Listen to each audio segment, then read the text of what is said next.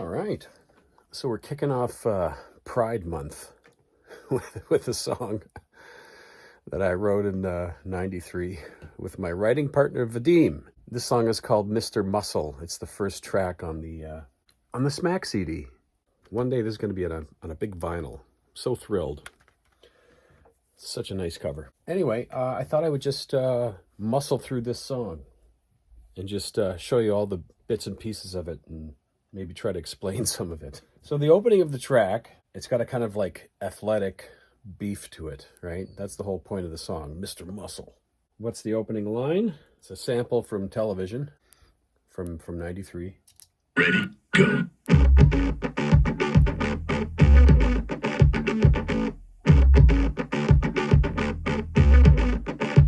Go.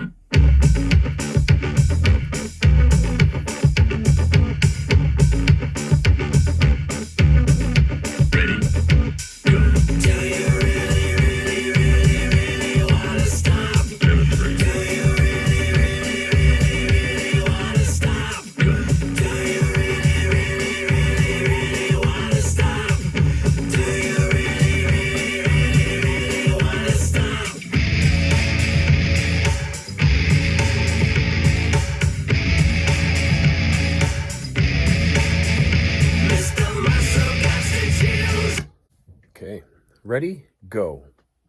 Do you really want to stop? I don't even know what we meant by that. So then the opening verse lyric is Mr. Muscle gots the chills. Mr. Muscle gots the chills. And what's the line right after that?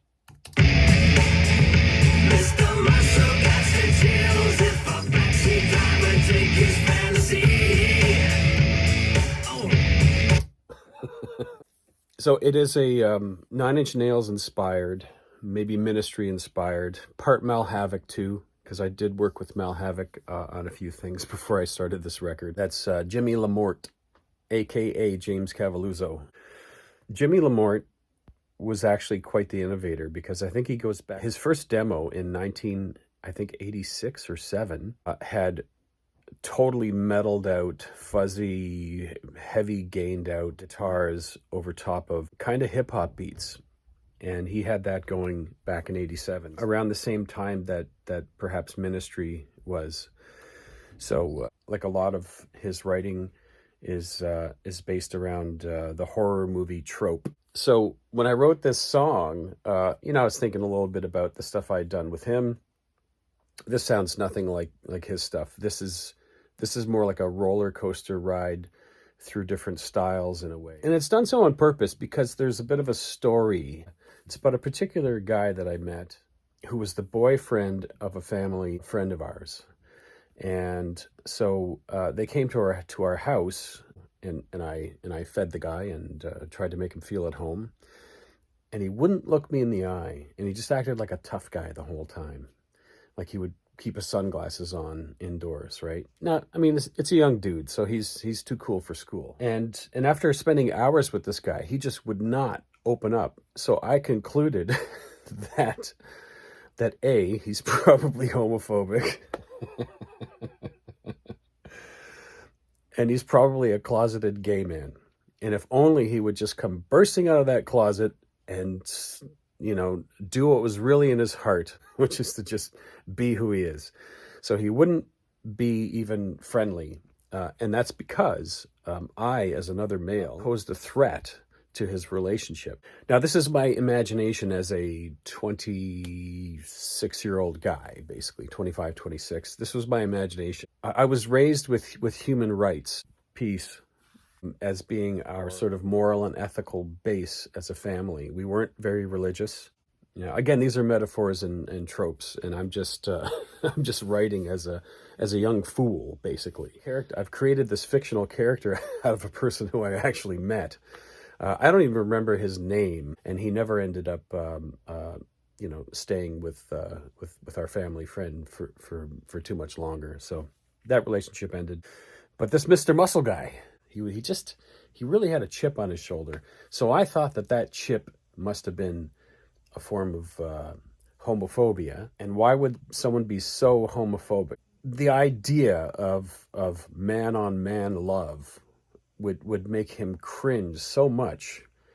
And so I surmised that it was because he actually liked it, and he didn't want to think about it because he knew it was actually his truth. And so he avoided, so he became more and more hateful towards gay men. Am I making any sense? This is so ridiculous to explain. Anyway, just for the record, my writing partner, Vadim is gay. He's in a relationship with a man. He's still a beloved friend of mine, you know. So there you go.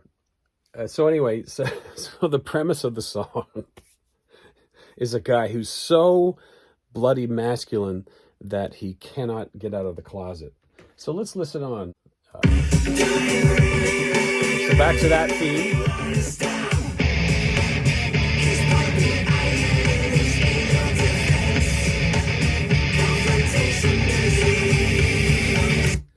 He's pumping iron in his anal defense. Confrontation disease. What the hell was I thinking?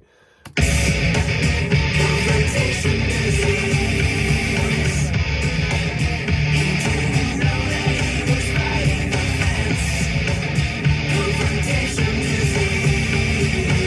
He didn't know that he was riding the fence. Confrontation disease. Do you get it? It's a song about homophobia. Anyway, I don't know who I'm going to offend, but probably somebody. I don't know. So anyway, this is, you know, we were hopeful in the 90s that all of this like anger and aggression would just disappear, you know, and that hatred and racism and homophobia would end. And we probably thought that it would end by now. And it seems that it hasn't quite. So in the song, so the response to the second singing of Confrontation Disease is this instrumental break, and I'll explain this. See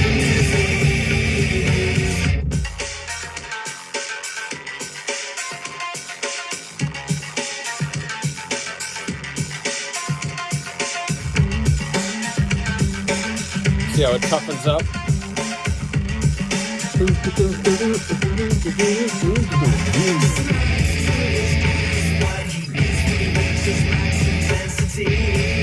Smacks to his ass is what he gets when he reaches max intensity. That's like the football player trope, right? Guy makes a nice play, the football players, they smack each other in the ass. Right? So there's a bit of a, when it comes to the male locker room, right? There's a boundary that they allow themselves to cross that if they were in a bar later, if you smacked his ass, that guy would get a beating afterwards, but not on the football field, right? So you see where I'm going with this? It's like some things are a little bit gay and acceptable by very serious straight men playing real man sports, football, tackling, you know, the whole. I don't care that straight dudes smack each other in the ass when they're saying, "Yeah, good play, buddy."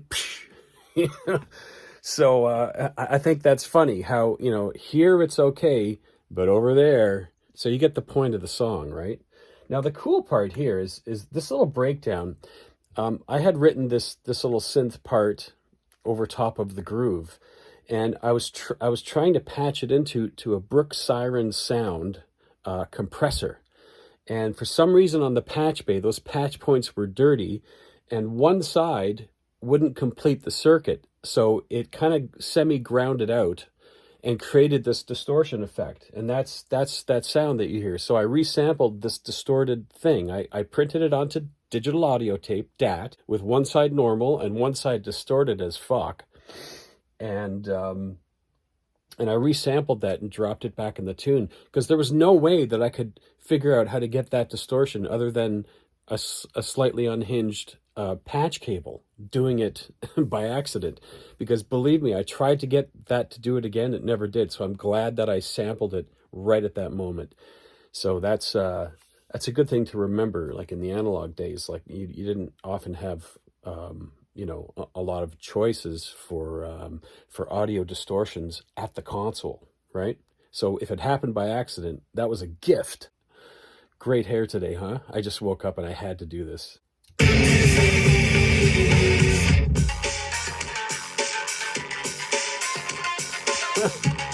So lucky. Building up.